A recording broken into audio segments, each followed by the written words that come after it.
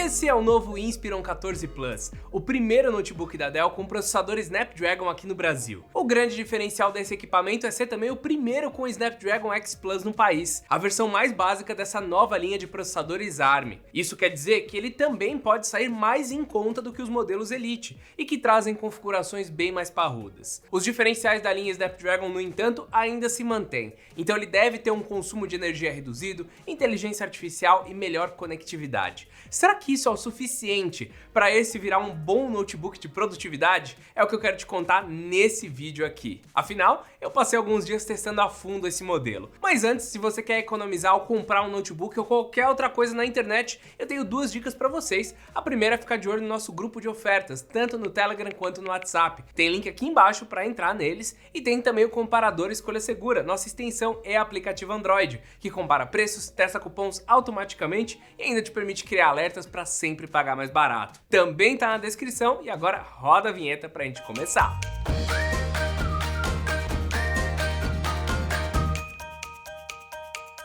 Para começar, o Inspiron 14 Plus, ele tem uma cara de Dell, assim, todos os notebooks deles, desde a linha de entrada até a 14 Plus e a 16 Plus, todos os Inspirons, eles são muito parecidos. Enquanto que lá no começo ele é mais de plástico, quando você começa a chegar nessa linha mais premium, ele vai virando de metal, mas eu gosto bastante dessa simplicidade. No fim, eles parecem o mesmo, mas eles são bem sérios, perfeitos para empresas. Um dos principais pontos de você trocar por um processador como o Snapdragon X Plus e X Elite é que ele se torna uma chapa única, uma placa-mãe única, e todos os componentes conseguem também ficar menores. Esse modelo, no entanto, segue uma linha muito parecida com todo o resto. Ele tem 1,43 kg e é até um pouquinho mais pesado do que os outros modelos com Snapdragon X, mas ainda assim funciona super bem, já que ele tem um carregador USB-C e que é pequeno e ainda dá para reutilizar para você carregar o seu celular ou outros equipamentos. Então, dentro da mochila, ele ainda é um notebook bem leve. Dentro da construção tem um ponto que eu achei muito interessante, a solução que eles deram, tá? Porque aqui nas laterais nós temos os alto-falantes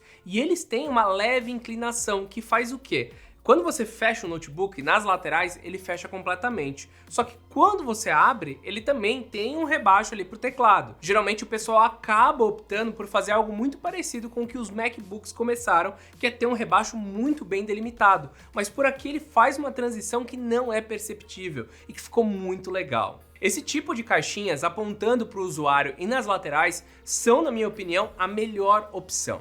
O som, no entanto, tem um chiado, parecendo que a caixa está encostando e reverberando em alguma coisa. Poderia ser melhor, mas consegue superar o Inspiron 16 Plus, que a gente acabou de analisar e que era fraco nesse quesito. Então é quase uma escadinha. Você tem o Inspiron 16 Plus, o 14 Plus é melhor do que ele no som e o melhor de todos, e que é disparado, um notebook muito interessante em multimídia, é o XPS 13 e o XPS 16. Esse é um notebook robusto e o mais interessante é que ele é produzido aqui no Brasil, então a marca salienta que não só ele tem o benefício fiscal, mas também tem peças disponíveis para reposição de forma rápida. Esse é um dos grandes diferenciais que a gente tem da Dell, que geralmente eles dão uma assistência técnica, ou pelo menos mostram muito disso, de que conseguem atender rapidamente. É uma marca focada em tanto pessoa física quanto empresas, pessoa jurídica, e eu acho que isso daí é um ponto legal, é até um jeito da gente analisar eles e ficar de olho como pode funcionar bem dentro de uma empresa. Nas laterais, a gente tem até um número de entradas bom. Na esquerda temos o USB-C junto de uma entrada de cartão microSD. São duas entradas no total, com 40 GB de transferência,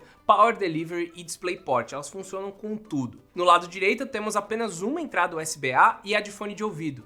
Para teste, eu gosto dessa entrada tá por aqui porque geralmente eu uso para conectar um mouse rapidamente. Como a Dell tem uma pegada de empresa que eu acabei de comentar, eu acho que faz sentido ainda esse USB tá presente por aqui para usar em equipamentos legado, equipamentos antigos que ainda estão nesses locais. Com relação ao número de entradas, eu acho que faz todo sentido. Esse daqui já é um notebook mais atual. Então, enquanto você carrega com um USB-C, com o segundo você pode ligar em um monitor USB-C que está aparecendo cada vez mais. A própria Dell entrega monitores USB-C e que já vão funcionar bem por aqui. A gente teve um problema recente com o Inspiron 16 Plus, justamente porque ele só tinha uma entrada, e essa entrada não enviava toda a capacidade de carregamento que ele necessitava. Não é o caso aqui, porque ele vai precisar de bem menos, mas abre a possibilidade de você conectar tanto no monitor como num dongle, para ler um cartão SD, por exemplo. Com relação ao teclado, eu gostei dele, do seu espaçamento e do leitor de digitais. Ele faz combo, esse leitor, com o infravermelho para abrir o notebook rapidamente,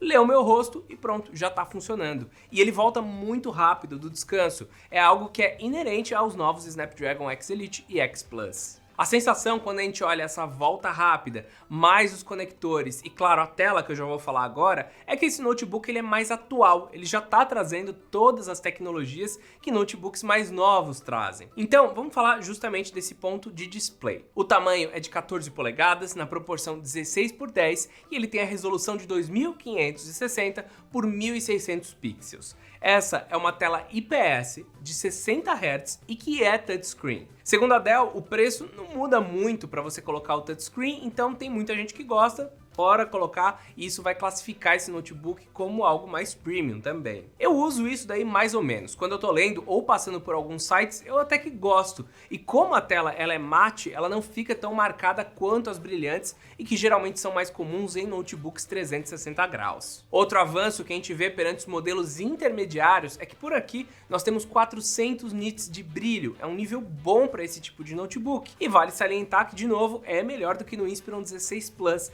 Então a gente vê esse notebook aqui, apesar de menor e com configurações um pouco diferentes, com tecnologias mais atuais. Eu sinto um pouco de falta dele ser 120 Hz, porque a gente está se acostumando bastante com esse tipo de tela. Mas para quem nunca usou, não faz diferença, tá? Se você está acostumado com 60, até mesmo no seu celular ou em outros equipamentos, esse notebook aqui vai entregar uma tela suficientemente boa para trabalhar. A tela ainda tem especificações boas de sRGB e de DCI-P3 para quem precisa editar algumas imagens ou até mesmo vídeo. De novo, não é um notebook focado para isso, mas eu, por exemplo, consegui rodar tranquilamente o Photoshop que já está disponível para a ARM. E eu acho que aqui a gente já pode começar a entrar um pouco mais em desempenho. O Snapdragon X Plus ele tem 10 núcleos, um pouco a menos do que os 12 que tem no modelo Elite, mas não muda tanta coisa assim no dia a dia. Eu rodei alguns benchmarks do Cinebench R24, que já está disponível também para ARM,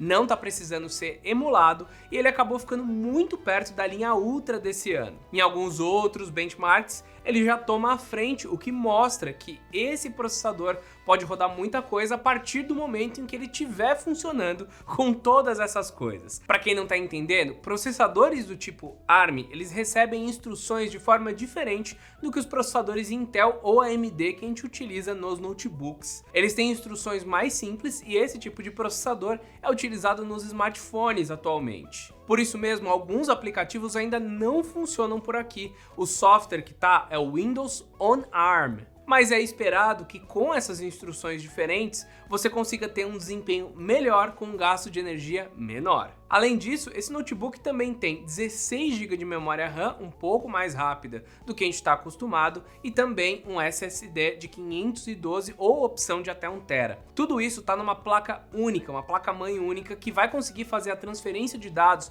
de forma muito mais rápida. Todas essas configurações acabam trazendo uma consistência nos resultados dele, mas acabam não te permitindo mais fazer upgrades posteriores, algo que era bem comum anteriormente. Logo de cara já dá para perceber que esse é um notebook mais rápido. Inicializar o Windows ou até mesmo fechar e abrir a tampa vai fazer com que ele inicie rapidamente. Além disso, depois que você está usando ele para abrir um browser, para colocar uma música ali para rodar e mesmo no dia a dia, ele entrega tudo o que precisa. Como eu falei, abrir o Photoshop e colocar ali pelo menos umas 20 camadas também foi bem tranquilo, mas o meu tipo de uso não é pesado, então eu não consigo confirmar qual que é o limite desse cara aqui. Mas ainda não estava disponível o Premiere Pro, que é o principal software de edição que a gente tem por aqui. Eu gostaria de entender se eu vou conseguir editar em 4K ou apenas 1080p, mas o que a Adobe falou é que eles querem que as pessoas tenham a experiência com o software nativo, que deve chegar nos próximos meses. Por enquanto, o único software da Adobe que dá para mexer aqui é justamente o Photoshop, que eu já testei. Quando a gente fala da parte de 3D, eu consegui rodar tranquilamente o Blender por aqui,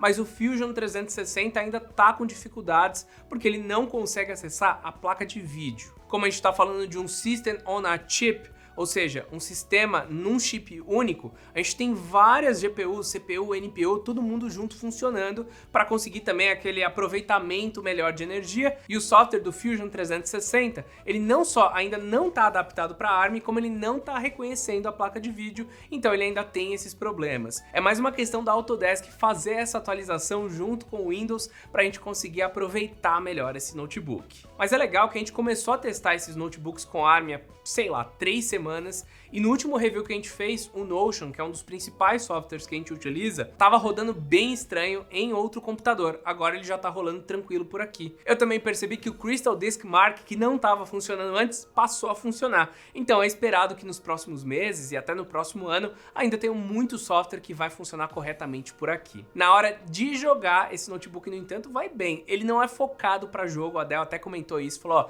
não é um notebook gamer com socket ARM, mas ele já consegue rodar bastante coisa. Mas eu tentei rodar algumas coisas para me divertir no final do dia e elas funcionaram, elas rodaram por aqui.